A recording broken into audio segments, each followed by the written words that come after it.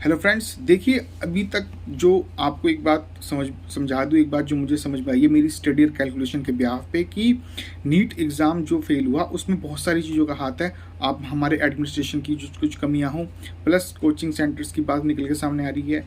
विदेशी खाते मतलब जो कि हम बच्चों को क्या पढ़ाएंगे क्या नहीं पढ़ाएंगे, किस हिसाब से पढ़ाए जाएंगे, उसके लिए जो फंडिंग है एक वो हिस्सा होता है। उसके बाद लैंग्वेज की जो बातें की जाती हैं, लैंग्वेज प्रॉब्लम्स, उसके बिहाफ पे क्योंकि जो डिवाइड एंड रूल्स होता है वो इसमें इफेक्ट करता है। लैंग्वेज के हिसाब से कोई नॉर्थ से है, कोई साउथ से है, कोई ईस्ट से, कोई वेस्ट से, एक डिपेंड ये करता है। कल्चर इश्यूज भी क्रिएट होते हैं। उसके बाद जो फंडिंग्स हैं, अब जैसे कि कुछ जहाँ पे एनसीईआरटी है, ठीक है, national council of education research and training, इसकी बुक्स ऑल ओवर इंडिया में होनी चाहिए, मैंडेटरी होनी चाहिए कि भाई पूरे देश में एक ही सिस्टम, एक ही सिलेबस होगा, ठीक है। और अगर आपको उसको ऐड ऑन करना है तो उसके बिहाफ पे ही करेंगे। जो एनसीईआरटी पढ़ाई जा रही है वो एंट्रेंस टेस्ट में आना चाहिए, जो एंट्रेंस टेस्ट में आ रहा है वो आपका एनसीईआरटी में होना चाहिए, ठीक है।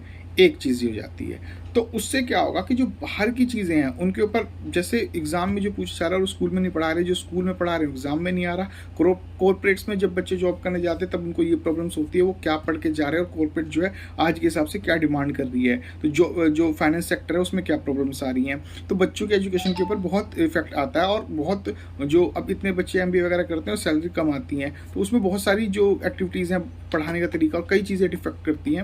मैं ज़्यादा नाम लेके ज़्यादा बड़ी बात नहीं कहूँगा, इसलिए बोल रहा हूँ। तो ये चीज़ें इसमें फॉरेन फंडिंग से लेकर के उनका कॉन्सेप्ट, लैंग्वेज के बिहाफ पे डिवाइड एंड रूल्स, ठीक है, और आपके एजुकेशन सिस्टम का एक ना होना, one nation one education system. उसके बाद जो कोचिंग सेंटर्स का माफिया भी होता है, एक एजुकेशन माफिया होता है, एडमिनिस्ट्रेशन जो उसमें पेपर लीक्स को में काम में हेल्प करता है।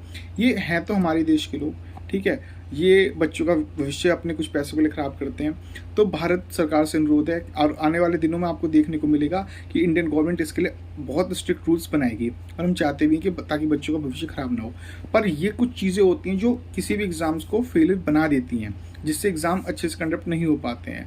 तो भारत से उम्मीद है प्लीज़ इंडियन गवर्नमेंट इस पर ज़रूर ध्यान देगी और आपको आने वाले दिनों में कुछ स्पेशल और स्ट्रिक्ट रूल्स एंड रेगुलेशंस दिखाई देंगे। Thank you very much.